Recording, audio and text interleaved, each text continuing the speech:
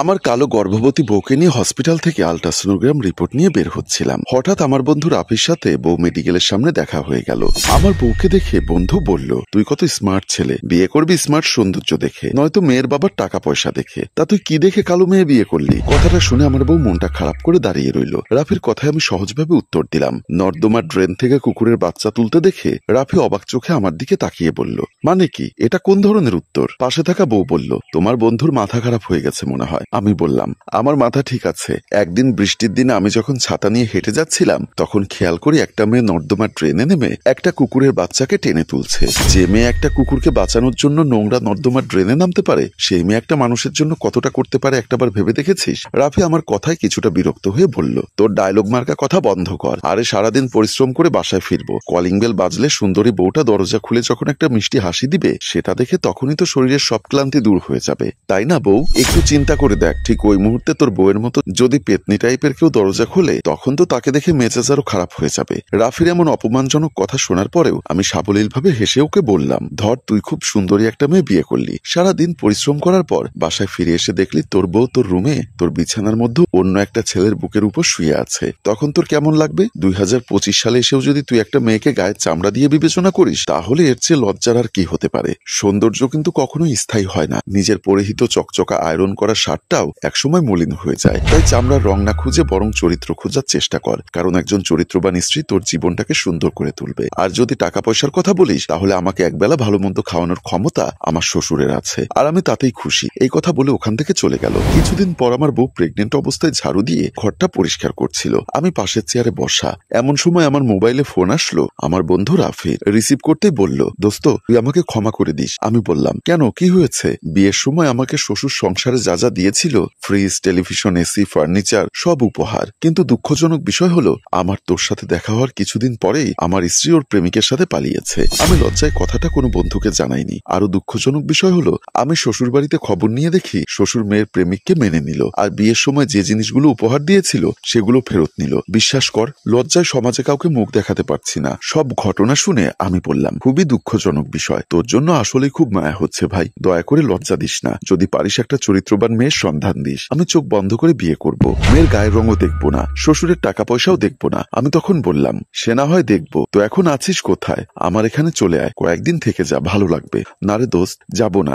ভাবিকে মুখ দেখাতে পারবো না, ভাবিকে বলে দিস আমি সরি বলেছি। এ কথা বলে ফোনটা কেটে দিল। আরেকদিন পাশের বাসার আন্টি একটু উপহাস করে আমার মাকে বলল, ভাবি একটা কথা বলি, কিছু মনে করবেন না যেন আবার। আমার মা বলল, না রে বোন, কিছু মনে করবো কেন? সেদিন আমার মেয়ে বলছিল, আমাদের বাসায় যে নতুন কাজের মেয়েটা এসেছে, সেই মেয়েটা যদি আপনার ছেলের বউয়ের পাশে দাঁড়ায়, তাহলে আপনার ছেলের বউকে মনে হবে কাজের মেয়ে, আর কাজের মেয়েটাকে মনে হবে আমার ছেলের বউ। এ কথাটা বলে আন্টি এমন ভাবে হাসতে লাগলো, মনে হলো দুনিয়ার সেরা জোকসটা উনি বলেছেন। আন্টির কথা শুনে মা শান্ত গলায় বলে দিল, ভাবি আপনার মনে আছে, আপনার একবার হঠাৎ করে শরীর ভীষণ খারাপ করেছিল, আপনার অবস্থা এতটাই খারাপ হয়ে গেছিল যে বিছানায় প্রসাব করে দিয়েছিলেন। আমি গিয়ে দেখি আপনার নিজের পেটের অতি সুন্দরী মেয়েটা লিজা আপনার কাছে আসেনি, নাক মুখ কাপড় দিয়ে ঢেকে কাজের মেয়েটাকে বলেছিল পরিষ্কার করতে। অথচ মাসখানেক আগে আমার ভীষণ রকম পেট খারাপ হয়েছিল, আমি 2-3 বারের বেশিও বিছানা নষ্ট করে ফেলতাম। আমার ছেলের বউ তখন নিজ হাতে এগুলো পরিষ্কার করত, আমায় নিজ হাতে গোসল করাতো, অথচ কাজের মেয়ে আমার বাসাতেও ছিল।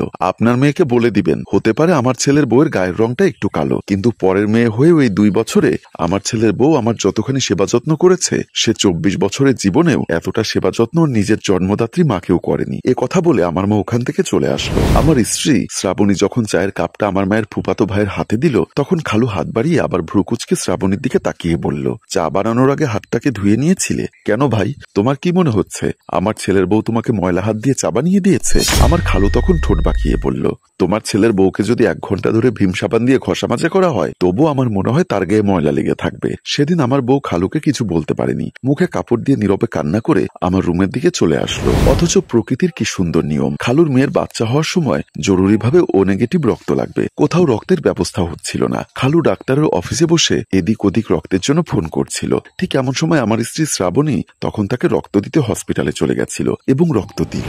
সুস্থ হবার পর আমার খালু যখন মিষ্টি নিয়ে আমাদের বাসায় আসে, তখন মা সবার সামনে খালুকে বলেছিল, তোমার চোখে আমার বউয়ের সারা গায়ে সারাক্ষণ ময়লা লেগে থাকে তাই না? অথচ আজ সেই ময়লা মেয়েটার রক্তই তোমার মেয়ের শরীরের ভেতর ঘোরাঘুরি করছে। সেদিনের অপমানের প্রতিশোধ স্বরূপ আমার ছেলে বউ যদি বলতো তোমায় রক্ত দিবে না, তাহলে আজ তোমার মেয়ে দুনিয়ায় হেঁটে বেড়াতে পারতো না। তাই আমার বৌমার গায়ের রংটাকে বড় করে না দেখে তার ভেতরের মহা অনুভবতাটাকে বড় করে দেখো। সেদিন আমার খালু কোনো উত্তর দিতে না পেরে শুধু চোখে জল ছলছল করছিল। মাঝরাতে ঘুম ভেঙে গেলে খেয়াল করি শ্রাবণী বিছানায় নেই। বেলকনিতে এসে দেখি শ্রাবণী বেলকনির গ্রিল ধরে বাহিরে তাকিয়ে আছে। আমি ওর কাঁধে হাত রেখে বললাম, তোমার গায়ের রং কালো বলে সেজন্য তুমি মন খারাপ করো, তাই না? শ্রাবণী আমার কথায় হেসে বলল, মোটেও আমি মন খারাপ করি না। আল্লাহ তাআলা আমায় অন্য সবার মতো অতি যত্ন করে বানিয়েছেন। আল্লাহ তাআলা কারো মাঝে অপূর্ণতা রাখে না।